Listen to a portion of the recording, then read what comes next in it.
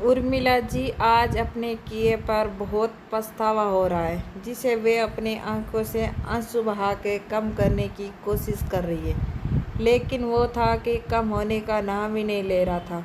वो अपनी नफरत में इतनी आगे निकल गई थी कि सारे रिश्ते की मर्यादा को भूल गई थी। आंसू निकलने की कोशिश करनी भी चाहिए, क्योंकि जब उनके बेटे विशाल और पति लाल चंद्र जी ने उन्हें बहुत समझाया, तब उनके ऊपर किसी बात का कोई असर नहीं हुआ और उन्होंने अपने हृदय को अपनी बहू छाया की तरफ से हमेशा कठोर और कटु ही बनाए रखा। छाया उनको एक आंख नहीं भाती थी। कारण भी क्या था? सिर्फ इसलिए कि उनकी बहू छाया एक मध्यम परिवार की लड़की थी, जो उनके उच्च कुलीन रुतबे के आगे कहीं नहीं अड़ रही थी। और यदि विशाल की शादी छाया से कराई गई तो दहेज परंतु उन्हें अपने बेटे विशाल की जिद के आगे हार मानकर छाया को अपनी बहू बनाना ही पड़ा। बेटे के आगे वो हार गई हो गई। पर उर्मिला जी ने इस रिश्ते को कभी दिल से स्वीकार नहीं करा और वे जहां तक संभव हो सका हर वक्त और हर बात में अपनी बहू को पुरजोर नीचे गिराने की कोशिश करती रही। वे अपनी बहू के हर काम में जानबूझकर कमियां निकालती और कभी तो खुद ही पीछे से षड्यंत्र रचकर बहू के बने बनाए काम को बिगाड़ देती, ताकि सबके सामने उसकी इज्जत कम हो सके और उनका बेटा खुद ही छाया को छोड़ दे। वो हमेशा छाया की बुराई करती, हर आने जाने वालों के साथ छाया के प्रति अपनी इस कटुता और मन में भरे विष के उन्होंने कभी ध्यान ही नहीं दिया कि वे खुद ही अपने हाथों से अपने घर में अशांति और कलह का कारण बनती जा रही है, जबकि उनकी बहू सबकी दुलारी, क्योंकि छाया ने हर वक्त हर बात पर अपने संस्कारी और पढ़ा लिखा सेव्य होने का परिचय दिया था, कभी सास का जवाब नहीं देती। छाया ने अपनी सास द्वारा खुद पर किए हर वार को हमेशा हंस के टाल दिया, ये सोचकर कि यदि वे सही है तो उन्हें एक दिन अपनी गलती का एहसास जरूर होगा। उर्मिला जी छाया के माँ बाप को भी नहीं छोड़ती थी।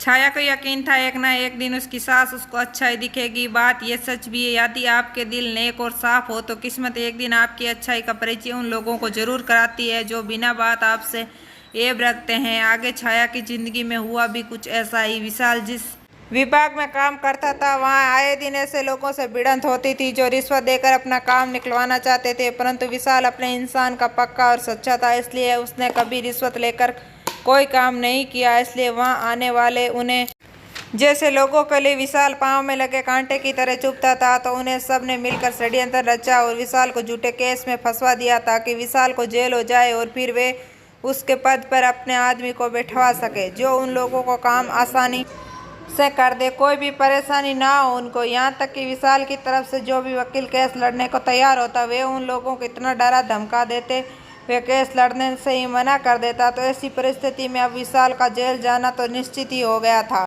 पूरे घर में सभी विशाल के लिए रात और दिन रात मिलकर भगवान से प्रार्थना करते हैं कि भगवान उन्हें कोई तो रास्ता दिखाए। तब छाया ने आखिरकार अपनी चुप्पी तोड़ी और घर वालों से विशाल का केस लड़ने की इजाज़त मांगी, क्योंकि छाया ने वकालत की पढ़ाई तो कर ही रखी थी और प्रैक्टिस भी कर रही थी। पर तभी उसके लिए विशाल का रिश्ता आया था और वे विशाल को इतनी पसंद आई थी कि वे विशाल के घर वालों को कह दिया था कि उसे कोई फर्क नहीं पड़ता कि छाया गरीब खानदान से है या अमीर, वे शादी करेगा तो छाया से ही, वरना किसी से नहीं। क्यों विशाल को छाया एकदम अपने जैसी लगी थी, नेक दिल। तो इस तरह छाया का विवाह विशाल से हो ही गया, परंतु उर्मिला जी ने छाया को आगे प्रैक्टिस नहीं करने दी और उसकी पढ़ाई रुकवा दी।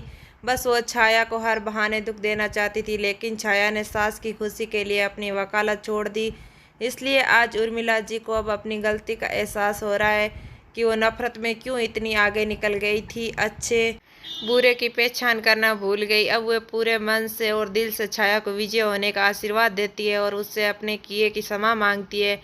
छाया ने उर्मिला जी के आंसू पोंछे और उनके चरण स्पर्श किए। तब इसी के साथ दोनों के मध्य उपज सारे गिले शिकवे, आपसी प्रेम और अपनेपन की उमड़ी लहर में समा गए। छाया ने दिन रात एक करके तमाम तरह के सबूत और गवाह एकत्रित किए, साथ ही मिलने वाली सभी धमकियों और अपने किए गए सभी असफल प्रहारों को निष्फल कर कोर्ट में अपने पति विशाल को बेगुनाह साबित कर दिया। विशाल पर जितने इल्जाम लगे थे सब हटा दिए गए और उसकी पोस्ट भी उसको वापस मिल गई। पूरे घर में अब फिर से खुशी लौट आई। सब ने मिलकर भगवान को धन्यवाद दिया और उर्मिला जी ने तो विशेष तौर पर अपनी बहू के सम्मान में एक पार्टी का आयोजन किया, जहां उन्होंने गर्वित होकर सबके सामने अपनी बहू की प्रशंसा करी और सबको यह सीख भी दी कि मिलने वाले दहेज से किसी की बेटी के सम्मान की कीमत नहीं आंकी जाती, बल्कि इंसान में बसने वाले उसके गुण, संस्कार, प्रेम, अपनेपन और सेवा के भाव से ही उसके कद और सम्मान को समाज में सामने ऊंचा माना जाता है। इन सब का अभाव होने पर घर में खुशियां कभी नहीं टिकती और इंसान को रह रह कर दुखी करती रहती है। इसलिए मैं तो यही कहूँगी कि प्यार करो, बहू को बेटी मानकर आपसी प्रेम, संभाव और रिश्ता पहचान कर। मैंने ने देर कर दी लेकिन अब मुझे अपनी बहू की कदर हो गई। जो गलती मैंने की वो आप लोग ना करें। मैंने तो अपनी बहू की कीमत खो दिया, लेकिन अब मैं अपनी बहू को खुशी व अहमियत दूंगी जिसको वो हकदार है। उर्मिला जी की बात सुनकर पूरे हाल में तालियों से गूंज उठा। धन्यवाद दोस्तों। कहानी पसंद आए तो वीडियो को लाइक करें, चैनल को सब्सक्राइब करें।